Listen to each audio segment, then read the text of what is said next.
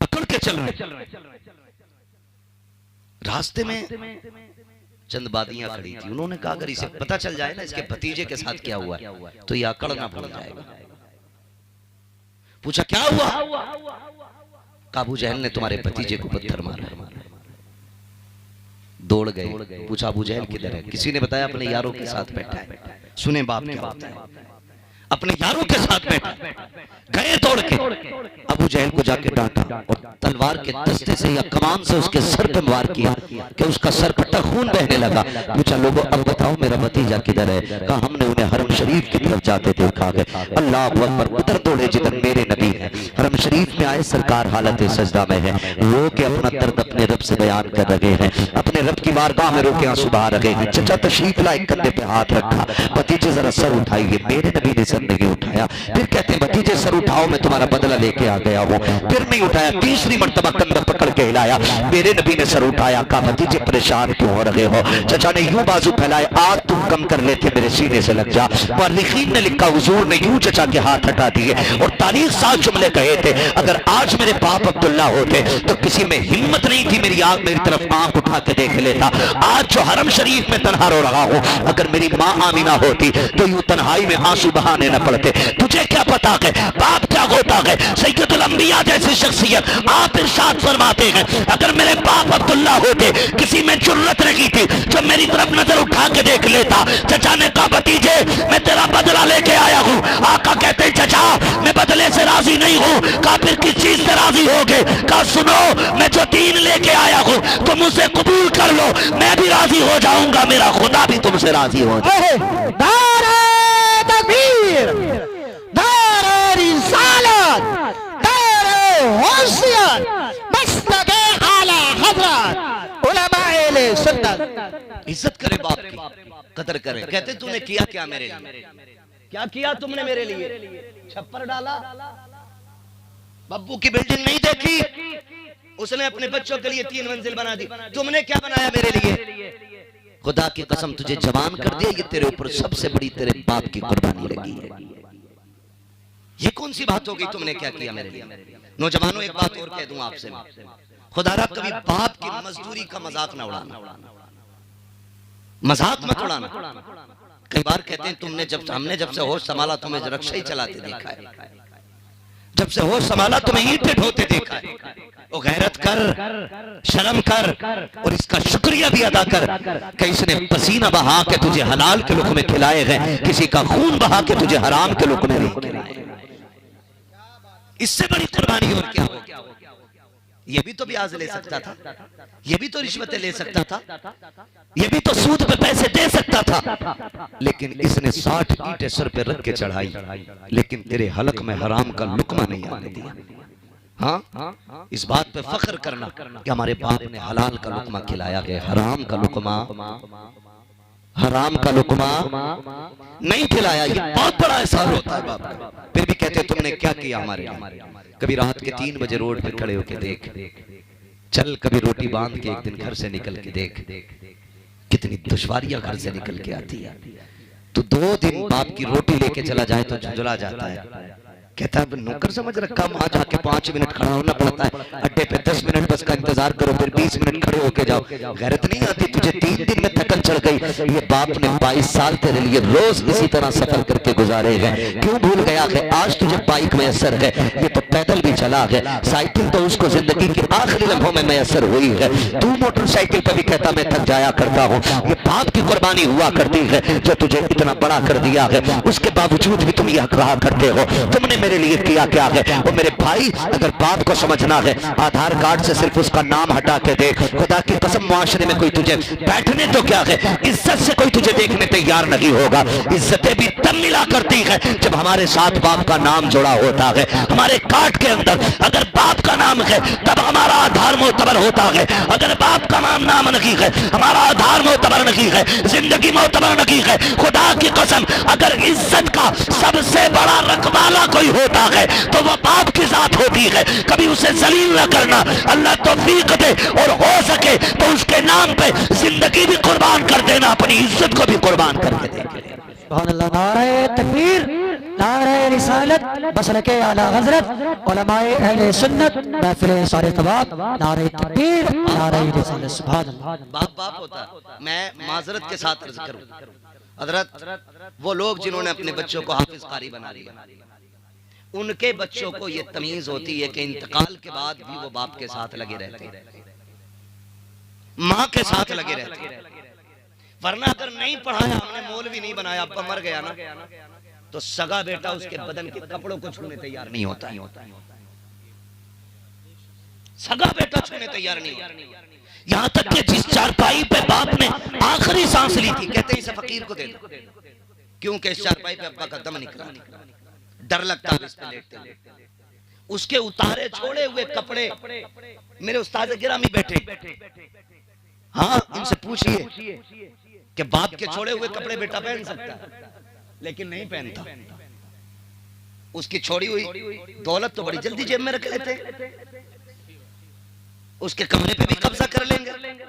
अब्बा का कुर्ता नहीं पहन रहा, नहीं डर लग रहा है कि गुस्ल देना बेटे आए, नहीं मैं नहीं जाऊंगा भाई। क्यों? क्योंकि हम समझ नहीं पाए। बड़ी बेवफा दुनिया है, इतनी बेवफा दुनिया जो कंधों पे बैठा कर आज मरने के बाद उसे छूने तैयार नहीं, जो अपने मुंह में चबा चबा के खिलाता रहा, आज मरने के बाद उसके ऊपर पानी डालने तैयार नहीं। हम इतने बेवफा, जो तुम्हारे आने के इंतजार में रात रात भर जागता रहता था, आज उसके लिए तुम 2 मिनट कब्र पर ठहरने तैयार नहीं। क्या हक अदा करेंगे माँ बाप का हम? क्या हक अदा करेंगे? चलो रोड पे चलो, सर्दी की रातों में देखो 11-11 बजे तक बूढ़ा बाप अड्डे पे खड़ा मिलता है। कैसे बैठे हो चाचा? हम लोग चलते हैं ना रात में गाड़ियों से, बुजुर्गों को हमने देखा, चाचा बैठ ले गाड़ी में, कहा नहीं मुझे जाना कहीं नहीं है। कहा यहाँ क्यों खड़े हो? कहा बेटा काम पे गया था अभी आया नहीं। तू 11 बजे तक ना आए तो बाप रोड पे निकल आता, मेरा बेटा क्यों नहीं आया? हम इतने बेवफा हो गए, उसकी आंखें बंद क्या हुई, हमने चेहरे ही फेर लिया, रिश्ते ही टूट गए हमारे। बेटा पानी तक डालने तैयार नहीं बाप के जिस्म पे, मैं नहीं डालूंगा, मुझे डर लग रहा है। कफन का भैया ये पहनाओ जिसे पहनाना। यहाँ तक कि कई तो ऐसे बदबख्त बेटे होते हैं जो बाप के जनाजे तक में शामिल नहीं होते, नमाज में शामिल नहीं होते, खड़े रहते पेड़ के नीचे। हजरत पूछे नमाज पढ़ाई जाए, बजाय इसके कि सफ में से आवाज आती पेड़ के नीचे से आती है, पढ़ाओ जी। ये कौन बोला? कि ये बड़ा बेटा। क्या फायदा तेरी औलाद होने का भाई? कितने कम नसीब हैं जो सगे बाप के जनाजे तक में नहीं आ सकते। तुम क्यों नहीं आया? कपड़े सही नहीं है। जब कपड़े सही नहीं थे तो जनाजे में ही क्यों आया? ये पाक लोगों का काम है, साथ भी पाक लोग चले, नमाज भी पाक ही पढ़ेंगे, कब्र में भी पाक होता। हम तो इतने मोहताज लोग हैं, अपने जनाजे में किसी वहाबी को शामिल नहीं होने देते। तुम गंदे कपड़े पहन के बाप के जनाजे में आ गए, पेड़ के नीचे खड़ा हो गए। नौजवानों आपसे एक बात कह जाऊं, खुदा करे कि हर बाप की उम्र लंबी, मगर अगली बात कहूं कि ये भी दुआ मांगा करो, अल्लाह हमारे कंधों को हमारे बाप के जनाजे की तौफीक भी देना। कई बार दौलत की भूख बाप के जनाजों से बच्चों को इतने दूर ले जाती है कि लाइव अब तो जनाजा देखते हैं, वीडियो कॉल करके देख रहे, कहाँ बेटा कोयत में, कहाँ बेटा दुबई में है, कहाँ बेटा फ्रांस में है। क्या करोगे ऐसी दौलत का यार, जो सगे बाप के जनाजे में शामिल ना हो सके? तो इन्हें वक्त दो, इनके पास बैठो, टाइम लगाओ इनके साथ, इनसे बातें किया करो। ये कोशिश करें, सारे कोशिश करें, वरना कोई जिंदगी में जिंदगी नहीं। क्यों जा रहे हो दुबई? गाड़ी लेनी है, हवेली ऊंची करके बनानी है, कल जब आएगा हवेली तो होगी, लेकिन देख के मुस्कुराने वाला बाप नहीं होगा। एक वीडियो वायरल किया गया, कोई 10 साल में लौटा है बाहर से, और कब्र से लिपट लिपट के रो रहा था। लोग लाइक कर रहे थे, कमेंट कर रहे थे, लोग सब्र की तालीम दुआएं दे रहे थे। मैंने कहा ये तो उस दिन मर गया था जिस दिन बाप के जनाजे में नहीं आया। तुम क्या सोचते हो? ये मोहब्बतों के तकाजे, ये प्यार के तकाजे। आपसे मेरी इतनी गुजारिश है, मुमकिन हो सके ना तो माँ बाप के इर्द गिर्द ही रहना, दाएं बाएं ही रहना, उनसे दूर ना रहना। खुदा करे उनके आखिरी जुमले तुम्हारे कानों से टकराए, उनकी कोई तमन्ना हो तुम पूरी कर दो और वो मुस्कुराते मुस्कुराते दुनिया से जाए। महबूब फरमाते हैं क़यामत में सारे जन्नत को ढूंढेंगे और मैं उनको ढूंढूंगा जो दुनिया में जिनके माँ बाप उनसे राजी होके गए थे। मैं उनका हाथ पकड़ के खुदा की बारगाह में लाऊंगा, उसका हिसाब आसान कराऊंगा, फिर हौज़े कौसर को ले जाके जाम पिलाऊंगा।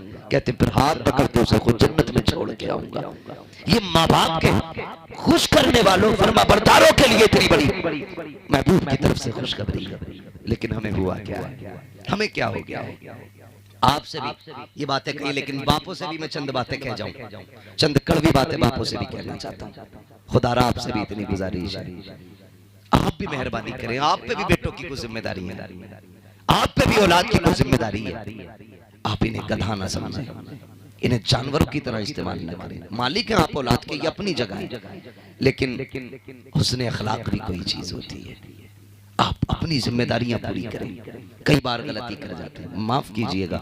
जो हमारे नौजवान परदेश रहते हैं और दो नहीं 6-6 साल परदेश काट के आते, हुजूर उनके जो दाएं बाएं वाले भैया होते हैं ना, वो यूं कलम कड़ा करके गांव में टहलते हैं। 8वीं मंजिल पे खड़ा है और झुलकारियां चारों तरफ के इसकी बिल्डिंग, जबकि इसने एक फूटी कोड़ी नहीं कमाई है, सारी मेहनत उसकी लगी है जो दुबई में पड़ा है। और इसका कॉलर खड़ा है, ये यूं टहल रहा आस्तीने चढ़ा के। बेचारा परदेसी 10 साल के बाद आया, 0-0 ही रहे, क्योंकि ये ठलुए खा गए थे उसे। हाँ हजरत यही हो रहा है। मैं उन भाइयों को मुबारकबाद पेश करता हूँ जो बहनों के हाथ पीले करने के लिए परदेश काटा करते हैं, फिर अभी बहनों से जिम्मेदारी पूरी नहीं होती है, इधर बेटियां जवान हो जाया करती हैं, फिर उनके लिए परदेश चले जाया करते हैं। कितनी बड़ी कुर्बानी है, लेकिन जब वो वापस आते हैं कहते हैं सुन भाई 3 बीघे तेरी है, 3 बीघे मेरी है। वो पूछता जो मैंने 10 साल प्रदेश में काटे हैं तुमने उसका क्या सिला दिया? कब वो तो खर्चा हो गया। किस चीज में खर्चा हुआ है? इतनी चीजें निकाल निकाल के गिनाया करते हैं। और भाई भाइयों के साथ इंसाफ किया करो, झूठ बोल करके उनको तबाह बर्बाद ना किया करो। जब तुम्हारे लिए परदेश काट के आया है, बाप की जिम्मेदारी बनती है, जितनी उसने सौबतें बर्दाश्त की है, औलाद की जुदाई उठाई है, अपनों से दूर रह करके जितने आंसू उसने बहाए हैं, कम से कम उसके आंसुओं की कीमत मौजूद होनी चाहिए। उसे यह एहसास ना हो कि मैं सताया गया हूं। बापों की जिम्मेदारी बनती है शद्दाद ना बनना, हामान ना बनना, अपने बेटों के लिए नमरूद ना बनना, खुदा का नेक बंदा बनना। उसने परदेश में दुख उठाए हैं, तुम्हारे लिए औलाद को छोड़ के रहा है। जब वो वापस आए उसको रोने पे मजबूर ना करना, कहना बेटे तूने 10 साल हमारे लिए सितम उठाए गए, 10 साल परदेश काटा गए, खून के आंसू रोया गए, आज के बाद तुझे रोने की जरूरत रखी है। हमने तेरे आने से पहले तेरा बिजनेस तैयार किया है, अब तू घर बैठ के खागा, तू भी मुस्कुराता रहेगा, तुझे देख के हम भी मुस्कुराते रहेंगे। सुभान अल्लाह। नारे तकबीर, नारे रिसालत, मस्तगे आला हजरत ख्वाजा का हिंदुस्तान, सरजमीने खुशालपुर जिंदाबाद। इंसाफ करो तुम भी औलाद के साथ, हिसाब तुम्हें भी देना है, हिसाब औलाद को भी देना है।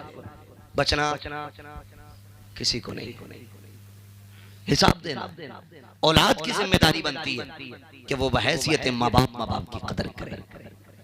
माँ बाप की जिम्मेदारी बनती है कि वो मनसबे जो उसकी एक बहुत बड़ी जिम्मेदारी है कि वो एक चरवाहे की हैसियत रखता है और औलाद मेमने और बकरियों की हैसियत रखती है उसके सामने। वो निगरां है उन सब का जो उसके घर के अंदर अफराद है। तो भाई सब अपनी अपनी जिम्मेदारियां निभाएं, अपनी अपनी जिम्मेदारियां निभाएं। इसलिए मेरी आपसे गुजारिश है, माँ बाप से कहूंगा, कई बार ऐसा होता है ना, बच्चे भी शिकायत करते हैं कि मेरे बच्चे भूखे, अब्बा जमीन नहीं दे रहा है ना। और कई बातें ऐसी हैं जो महफिल में कहीं नहीं जा सकती, लेकिन हमारी कौम का बड़ा दर्द है, नहीं कह सकता, कई लोगों को बहुत कड़वी लग जाएगी, लेकिन सच्ची बात है। आप ना कोशिश किया करो। औलाद से कहूंगा मन जद्दा वजदा, मेरे हुजूर ने फरमाया जो कोशिश करता वो पाता। कोशिश करें, आप बिजनेस करें, आगे बढ़े, खुद मुख्तार मजबूत बने, आप दूसरों के मोहताज न बने, मजबूत रहे। मैं माँ बाप को एक मशवरा देना चाहूंगा, इस्लाम में जब बच्चा बालिग हो जाए ना बेटा, तो उसकी परवरिश की जिम्मेदारी माँ बाप पे नहीं रहती है, उसके खर्चे माँ बाप के जिम्मे, बोले माँ बाप के जिम्मे। अगर वो फिर भी खिला रहा है तो उसका, फिर भी खिला रहा है तो उसका एहसान कहते हुए क्यों जबान थक रही है भाई? अगर वो फिर भी खिला रहा है तुम्हें बालिग होने के बाद तो उसका एहसान है। आपको मैं ही कहूंगा, बहुत दिनों के बाद ये बात मेरी समझ में आई, इस्लाम ने बालिग होने के बाद खर्चा क्यों हटा दिया? ताकि ये खुद अपने रास्ते तैयार करें। एक कहावत है, खुद कुआं खोदो खुद पानी पियो। हाँ, खुद कुआं खोदो और खुद पानी पियो। जो खुद कुआं खोदने और पानी पीने की ताकत रखता है वो कभी प्यासा नहीं रहेगा, और जो दूसरे की सबील का मोहताज रहता है ना, वो कभी पानी पर मालिक नहीं बनेगा। मैं बापों से गुजारिश करूंगा, आपको अल्लाह ने 8 बेटे दिए, एक बेटा दिया है तो एक का तो मसला ही नहीं, वो तो है ही अकेला। 2 दिए ना तो जैसी होश संभालने उनका काम अलग करना। दुश्मनी नहीं है, ये आपकी हमदर्दी है औलाद के साथ। आप 10 साल जब तक वो पढ़ रहा है, पढ़ाना चाहते पढ़ाइए, फिर लालची न बनिए। उससे कहिए अपना कर अपना खा, ताकि कल वो ठोकरे न खाए। यही इस्लाम का मिजाज है, यही हमारा दीन सिखाता है। लेकिन क्या है, अब्बा की 20 बीघे तो लल्ला सुबह 10 बजे तक सो रहा, कह रहा मौलाना लोने की पबजी नहीं छुट रही, पबजी खेलना 2 बजे तक। पबजी तो पबजी, फोन की बैटरी भूल जाएगा, जरा कह के खुद खा कमा। फिर हम नहीं जानिए ये 3 बजे तक खेल ले तो ना 8 बजे खर्राटे लेने लग जाए तो बात कर। इन्हें जिम्मेदार बनाइए, इन्हें आजाद ना छोड़िए। इकलौता है, 2 ही हैं, लाडले हैं, अब्बा की 100 बीघे।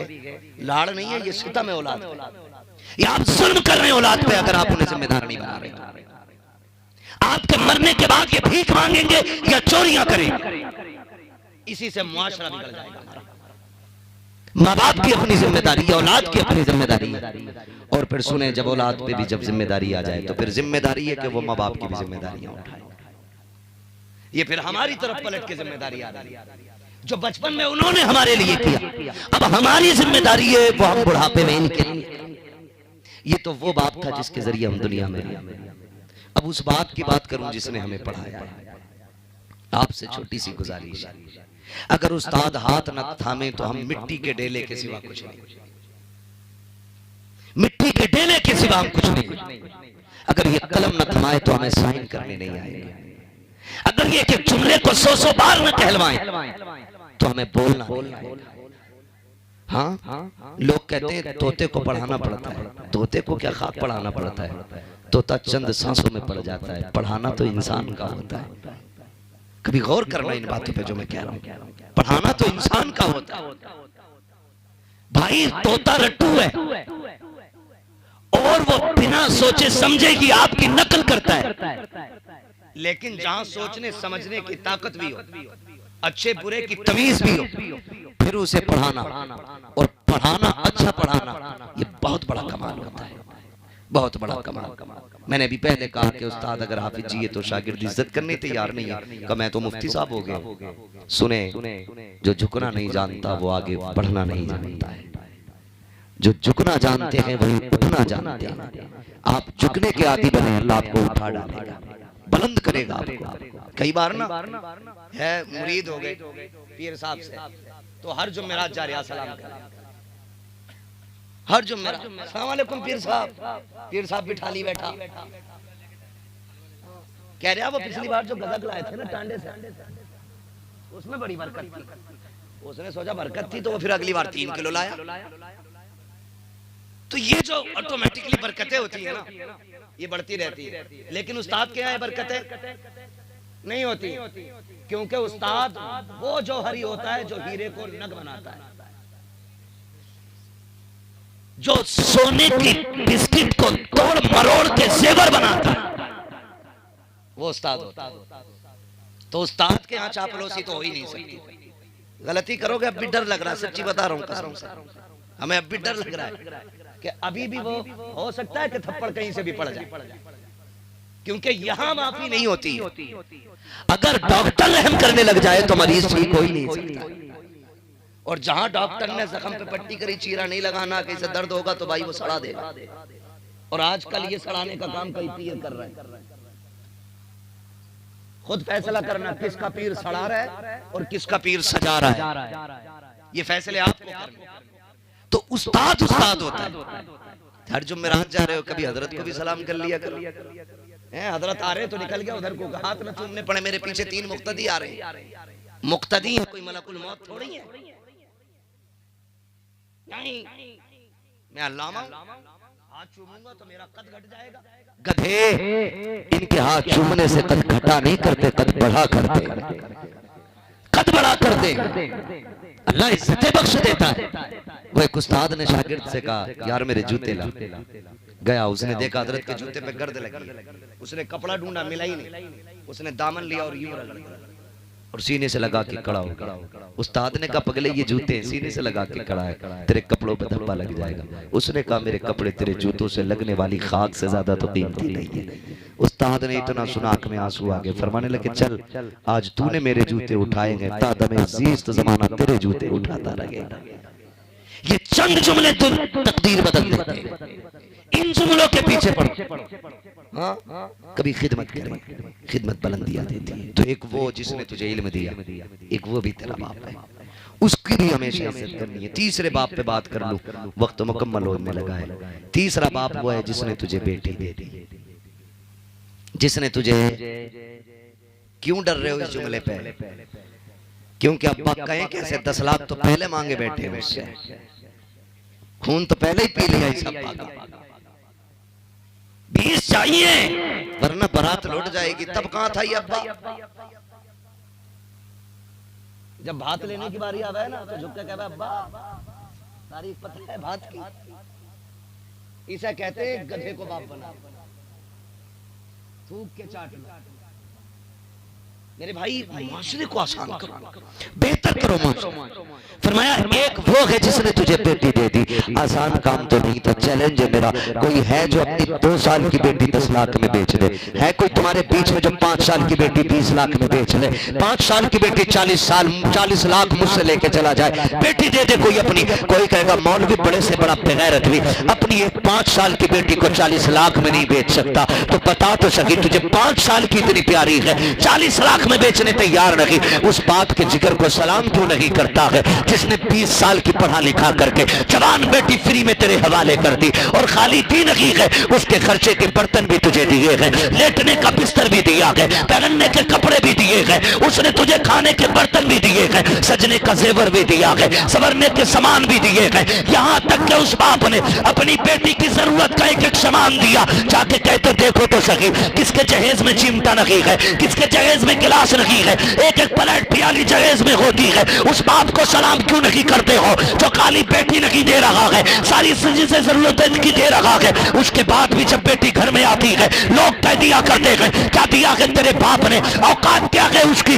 अरे उसकी औकात तो इतनी बड़ी है कि तेरे बाप की औकात बैट खरीदने की नहीं थी, इसके बाप ने बैट दिया है। तेरे बाप की औकात प्लेट खरीदने की नहीं थी, इसके बाप ने प्लेटें दी है। किसको ताने दे रहा है तू? ये भाग के नहीं आई है, इसने नाक नहीं कटाई है, तू घूरे से उठा के नहीं लाया है। खुदा की कसम खा के कहता हूं, अगर मेरे नबी ने निकाह को मशरू न किया होता, तेरी औकात नहीं थी किसी की बेटी को हाथ लगा देता। हाथ लगाना तो बड़ी बात है, बिना निकाह के अगर जुर्रत है तो किसी की बेटी की तरफ आंख उठा के दिखा, आंखें निकाल ली जाएंगी। यह एहसान मान मदीने वाले का, जिसको तूने देखा नहीं, जिसको तूने जाना नहीं, जिसको तूने पहचाना नहीं, जो तुझे नहीं जानती थी, जो तुझे नहीं पहचानती थी, तेरी आदतों से वाकिफ नहीं, तेरी कसरतों से वाकिफ नहीं। तूने 3 मरतबा कबूल कबूल कहा, तेरे बिस्तर पे आके बैठ गई और ऐसी बैठी। तूने कहा चल तो चलने लगी, तूने कहा बैठ तो बैठ गई, तूने कहा जाग तो जाग गई, तूने कहा सो जा तो सो गई। बता तो सही, ये फर्मा बरदारी तो तेरी औलाद भी नहीं करेगी जो इस औरत ने की है, जिसको रात दिन के ताने दे के मारते हो। खुदा की कसम खा के कहता हो, कोई तावीज घर में सुकून नहीं लाएगा, कोई डोरी नहीं लाएगी। अगर घर में सुकून चाहते हो, मुस्तफा का तरीका ले आओ, घर में भी आसानी हो जाएगी, कब्र में भी आसानी हो जाएगी। नारे तकबीर, नारे तकबीर, नारे रिसालत मसलके आला हजरत उलमाए अहले सुन्नत हजरत अल्लामा मुफ्ती हम्माद रज़ा शाही किबला उलमाए अहले सुन्नत नारे हैदरी। तो जो है सारे लोगों, लेकिन नहीं, हम तो ये चाहते हैं मेरी बेटी रानी बन के रहे और जो हमारे घर में है वो नौकरानी बन के रहे। दूसरे की बेटी को नौकरानी बनाओ और काबे में जाके कह रहा अल्लाह मेरी बेटी को ऐसा घर देना जहां रानी बन जाए। सुन, जो काबे में सुन रहा है वो तेरे घर में भी सुन रहा था। जो तू गिलाफ पकड़ के मांग रहा है वो गरीब की बेटी ने आंसू अपने आंचल में पूछ के जब उसे आवाज दी थी वो वहां भी सुन रहा था। तू भूल क्यों गया? जो सितम तू घर करके आया गया वो काबे आते आते तू भूल गया। ये हुकूकुल इबाद है। काबे की छत पे भी चढ़ जा तो ये माफ नहीं किए जाए जब तक वो बंदा माफ ना कर दे जिसे तू सता के आया है। वैसे तो रब करीम है, वो मालिक है, जिस गुनाह को चाहे माफ कर दे, लेकिन उसी का कानून है कि मैं हुकूकुल अब्द जितने भी होंगे मैं उनको उस वक्त तक माफ नहीं करूंगा जब तक बंदे से इसका मामला फाइनल नहीं कराऊंगा। ये उसी का कानून, उसी का कानून है। तावीज दे दो ताकि मेरी बेटी सही रहे अपनी बता। जब गरीब की बेटी तेरे घर में थक के लेटी थी उसने कहा था सर में दर्द है, तेरी माँ ने कहा था ढोंग कर लगी है। उस गरीब के लिए 2 मिनट के लिए आराम भी नहीं था। वो कपड़े धो के बैठी, तेरी माँ ने कहा ये प्लेट कुत्ता चाट रहा था। उस गरीब पे बर्तन रख दिए गए, बर्तनों से फारिग हुई, भैंस के नीचे लगा दिया गया, भैंस से फारिग हुई, घर के काम में लगा दिया गया। 1 मिनट तूने लेटने नहीं दिया। उसके बाद जब वो बर्तन लेके चलिए कब तक टूटा उस गरीब से, तेरी माँ ने तानों के तो पहाड़ ढा दिए उस गरीब पे। तेरे बाप ने दिया था जो तूने तोड़ के रख दिया। तेरे बाप ने क्या दिया था, औकात क्या थी उसकी नंगे की, 2 जोड़ी कपड़े लेके बेटी भेज दी। वो तो इतनी बड़ी बड़ी बातें करता था, तू कब तोड़ रही है, गैरत नहीं आती तुम्हें। खुदा का वास्ता कभी बेटियों को बाप की गुर्बत का ताना नहीं देना। तुम नहीं जानते हो जब बाप थक के शाम को आता है तब बेटियां पसीना देख के क्या दुआएं मांगा करती है। तुम कितनी आसानी से कह देते हो तेरे बाप ने क्या दिया है, तुझे क्या पता है ये उसी बाप की बेटी है जो खुद तो फटे कपड़े पहनता रहा लेकिन इसने बेटी के कपड़ों पे पाबंद नहीं आने दिया। खुद तो फटी टोपी पूरी जिंदगी ओढ़ी है लेकिन बेटी के बालों को दुपट्टे से बाहर नहीं निकलने दिया था। जबान को लगाम दे, कोई देखे न देखे खुदा देख रहा है और वही तुम्हारी जिंदगी और मौत के फैसले करने वाला है। वही इम्तिहान और आराम के फैसले करेगा। अपने आप को संभाल के जिंदगी गुजारना प्यारे, वो एक एक लम्हे का हिसाब लेना जानता है। बात बात पे ताने ना दिया करो। जब बेटियों को ताने दिया जाता है कहता तेरे बाप ने क्या दिया है, शाम तक वो रोती रहती है, हिचकियां भरती है। शाम को शोहर आता है कदमों में बैठ के कहती मेरे सरताज आप अपने माँ बाप से कह दीजिए मेरी गलती हो तो जूते से मार ले लेकिन मेरे बाप को गुर्बत का ताना ना दे। इन्हें क्या पता जिस दिन तेरा बाप 10 लोगों को लेकर के गया था मेरे बाप ने पड़ोस से 10,000 लेके खाना बनवाया था। फिर तेरी फूफी और खाला देखने के लिए गई थी, मेरी माँ ने कंगन बेच के तेरे रिश्तेदारों को कपड़े दिए थे। इन्हें क्या पता मेरे बाप ने किस मुसीबत का सामना किया है।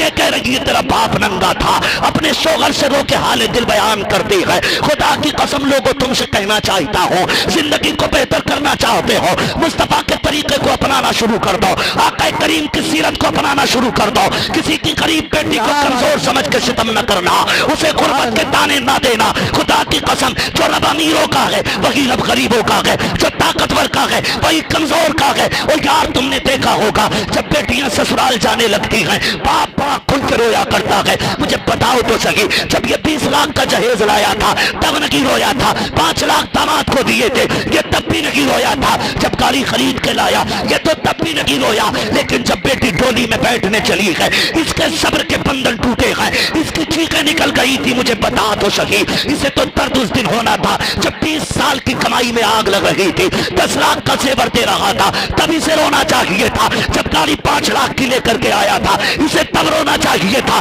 ये तो उस वक्त नहीं रोया। आज क्यों रो रहा है तो कभी पूछ कलाई पकड़ के बता, इतना सब कुछ लौटा दिया, यहाँ तक कि जमीन बेच के दामाद की डिमांड पूरी की है। तू उस वक्त नहीं रोया जब जमीन के कागजों पे साइन किए थे, तू तब भी नहीं रोया, अब क्यों रो रहा है? तो उस गरीब के जुमले सुनना प्यारे, वो यही कहेगा मैंने आज तक बेटे को चटनी से खिलाई लेकिन इज्जत की खिलाई है, आज इसलिए रो रहा हूँ, मेरी बेटी नजरों से दूर जा रही है। खुदा जाने इसे ठोकरें पहले मिलेंगी या लुकमा पहले मिलेगा, इसे गाली पहले मिलेगी या रोटी पहले मिलेगी, इसे ताने पहले मिलेंगे या रोटी पहले मिलेगी। मैं इसलिए रो रहा हूँ, खुदा जाने बेटी का नसीब कैसा होगा। और तुम्हें खुदा का वास्ता किसी की बेटी को रोने मत देना, तुम दूसरे की बेटी को रानी बना के रखो, खुदा तुम्हारी बेटी को रानी की इज्जत अता फरमाए। दारे तकबीर, दारे रिसालत, दारे गौसियत, मसलके आला हजरत हजरत अल्लामा मुफ्ती हम्माद रज़ा साहिब किबला ख्वाजा के हिंदुस्तान जिंदाबाद जिंदाबाद। एक वो है, एक वो बाप है जिसने तुझे बेटी दे दी, बड़ी कुर्बानी है इसकी जिसने तुझे बेटी दी, और फिर भी सारा गुस्सा इसी के लिए, सारे ताने इसी के लिए, सारी गालियां इसी के लिए। ऐसा ना कर यार, ऐसा ना कर।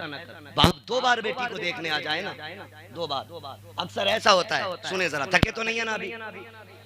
चलूं थोड़ा 5 मिनट और सुनना चाहते तो कहते जरा या रसूल अल्लाह, अल्लाह सलामत रखे। ये जमीन इसलिए भी मुबारक है, मेरे उस्ताद रहते, और आप इतने अच्छे लोग इसलिए हैं कि आप लोगों की मुलाकात ऐसी मुबारक जातों से होती रहती है ना भाई? बहुत गौर से मेरी बात सुनो, इजाजत है? अल्लाह आपको सलामत रखे, मेरी बात सुनो। बाप ना, अगर अक्सर ऐसा होता है कि शादी के बाद ना बेटे अलग थलग हो जाते हैं, चलो हो गए, मगर कभी ऐसा होता है कि बेटे बाप की सुनते ही नहीं, और बेटे इतने जालिम हो जाते हैं कि बहनों का घर में आना उन्हें बोझ लगता है, बोझ लगता है। तो बाप डर की वजह से बेटियों को बुला नहीं बुला पाता। वो कहता दूरी बर्दाश्त कर लूंगा लेकिन बेटियों को कोई टुकड़ों का ताना दे मैं बर्दाश्त नहीं करूंगा। हर बाप की कहानी। उस डर की वजह से अगर बाप ना 8वें दिन बेटी को देखने बर्दाश्त न कर पाए और 8वें दिन बेटी को देखने ससुराल चला जाए ना, तो कई दामाद इतने खबीस होते हैं, मलऊन मरदूद होते हैं कि बीवी से कहने लगते हैं तेरे बाप को रोटी यहीं मिलती है आकर, हर 8वें दिन आ जाता है। शर्म कर यार, शर्म कर। वो बाप है, वो तेरी रोटी खाने नहीं आया, वो तो अपने जिगर के टुकड़े का चेहरा देखने आया है। क्या फर्क पड़ता है? वो तो इसे देख के भूख ही भूल जाता है, उसे तो रोटी की याद ही नहीं रहती जब बेटी सामने आ जाती है।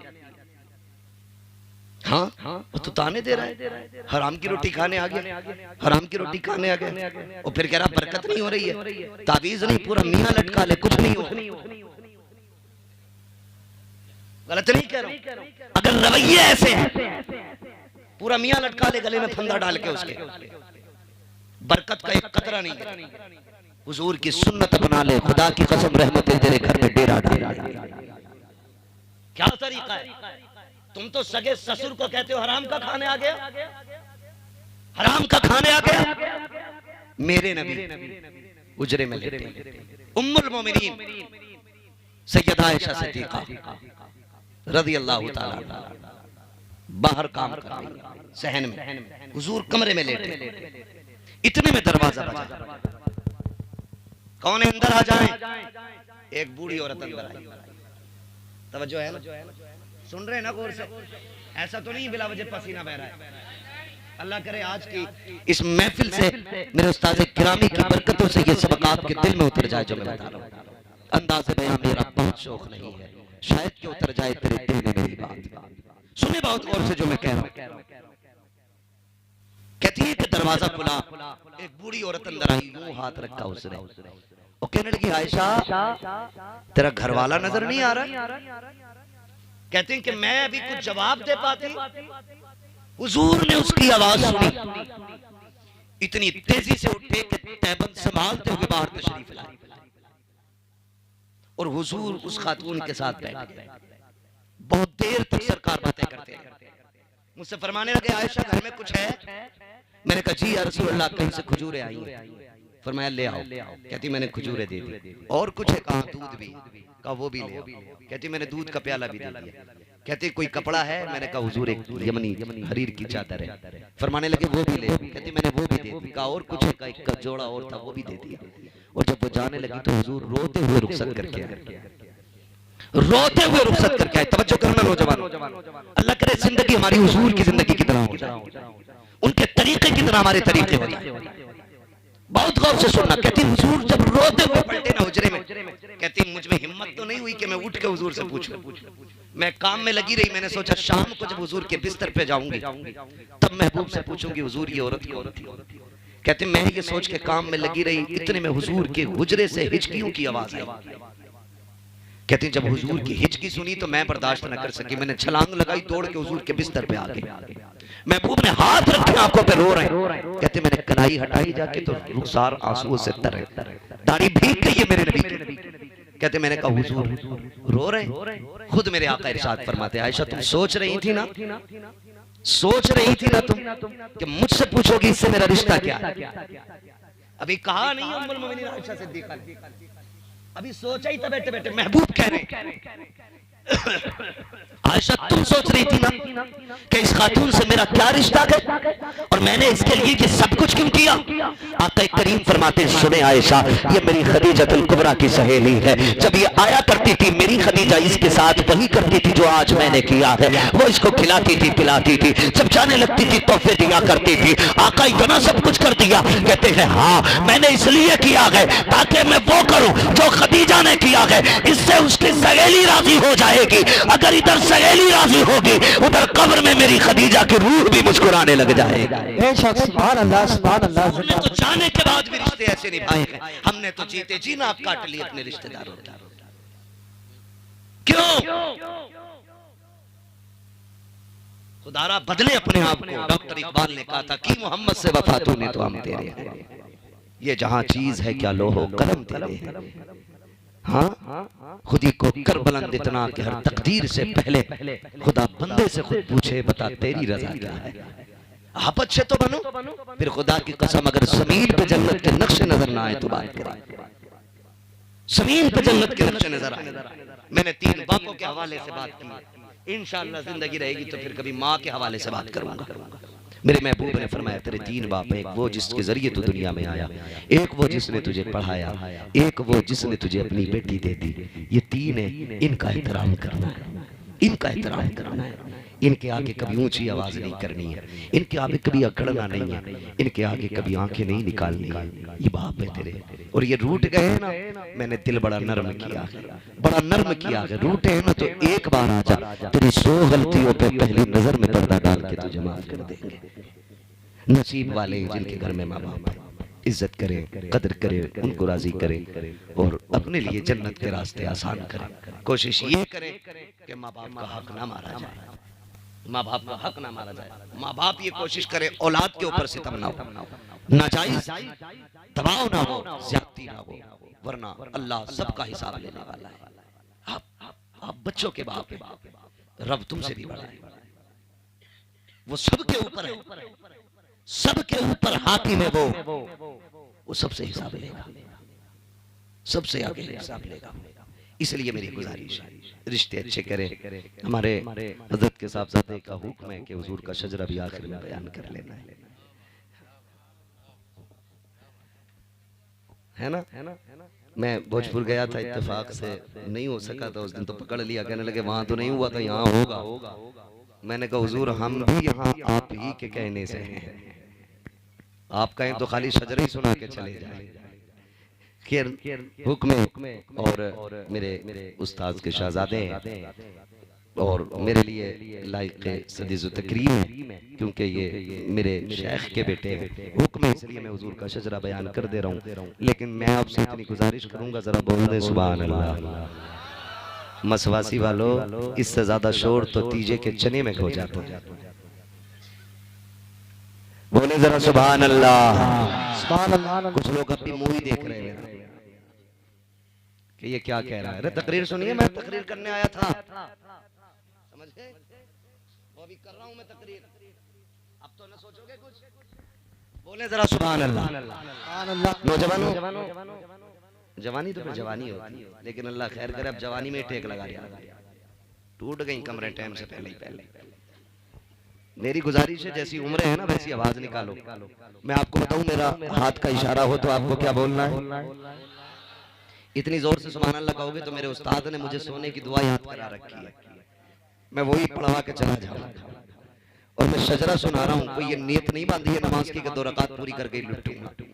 अगर आपने साथ छोड़ा मैं चंद नाम बयान करके ही हट जाऊं, है ना। मैं इसलिए भी, देखो मैंने अभी आपसे हाथ उठाया नहीं ना, किसी को खड़ा किया नहीं ना, मेरा अपना अलग मिजाज है। मैं सोचता हूँ चीज अच्छी होती है तो कीमत खुद ब खुद लगती है।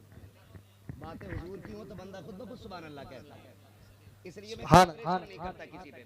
ठीक है जी, लेकिन अब मैं आपसे कह रहा हूँ सुभान अल्लाह कहें, उसमें मेरा मतलब है, उसमें मेरा मतलब यह है कि मैं जब शजरा बयान करूंगा, नाम लूंगा ना, सांस लंबी होगी, जब दम घुटने लगेगा तो मैं सोचूंगा सांस लूं। उस बीच में कुछ ना हो तो आप अल्लाह की तस्बीह बयान करके कह दें सुभान अल्लाह। जब हाथ का इशारा होगा तभी आपको जोर से बोलना है। क्या बोलना है? देखो जी, ऐसा ना करो कि ये 4 ताकतवर लोग हमारे कमजोरों का काम चला रहे। अगर अभी हजरत की तरफ से ग्लूकोज बटने लगे ना तो कमजोर सबसे आगे होंगे, कहेंगे मैं सबसे ज्यादा, देखो नब्ज भी रुक गई, है ना। तो ये ना करें, ये बज़्म में मैं है यहाँ कोताह दस्ती में है महरूमी, जो बढ़कर खुद उठा ले हाथ में मीना उसी का है जी। तो हिस्सा सबका अपना अपना है, और मैं अपना शजरा नहीं हुजूर का शजरा बयान करने लगा हूँ और अपने शेख के साहबजादे के हुक्म पे बयान कर रहा हूँ। अब आप ना भी बोलेंगे मुझे बयान करना है।